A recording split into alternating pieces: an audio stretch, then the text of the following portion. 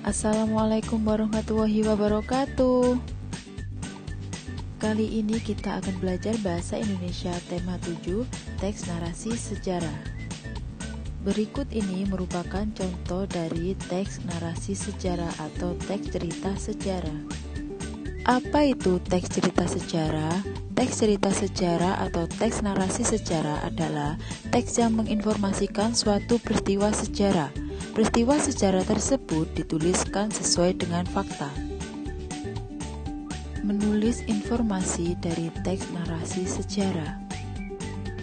Informasi penting dalam teks cerita sejarah dapat kita temukan dengan menggunakan konsep 5W1H. Kita dapat menggunakan kata tanya apa, siapa, di mana, kapan, mengapa, dan bagaimana. Misalnya, apa faktor pendorong bangsa Eropa ingin datang menguasai Indonesia?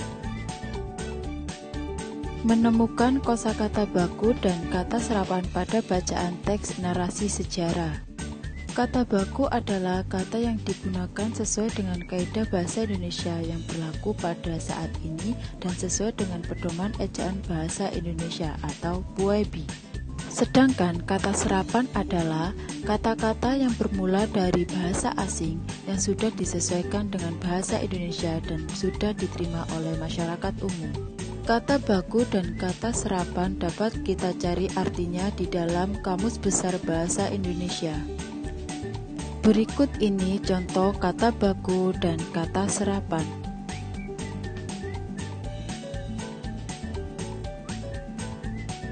Membuat ulasan teks bacaan pada teks narasi sejarah. Membuat ulasan adalah memberikan penjelasan dan pendapat atau komentar dari suatu bacaan atau cerita.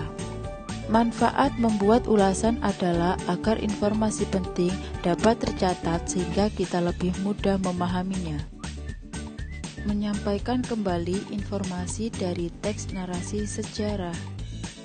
Cara yang dapat kita lakukan yaitu menemukan gagasan utama dari teks tersebut. Catatan, kita juga dapat mencari informasi dengan menjawab pertanyaan 5W1H. Menyajikan informasi dari teks narasi sejarah. Teks cerita sejarah dapat kita sajikan dalam bentuk peta konsep. Bagaimana caranya?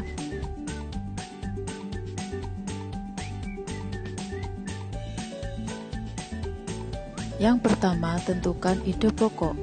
Yang kedua, catat kalimat penjelas dari ide pokok. Yang ketiga, tulis ide pokok dan kalimat penjelas dalam bagan peta pikiran. Adapun cara membuat ulasan teks narasi sejarah, yang pertama kita harus membaca. Yang kedua, menceritakan isi buku. Yang ketiga, memberikan penilaian. Materi sudah selesai, saya ucapkan terima kasih dan saya akhiri. Wassalamualaikum warahmatullahi wabarakatuh.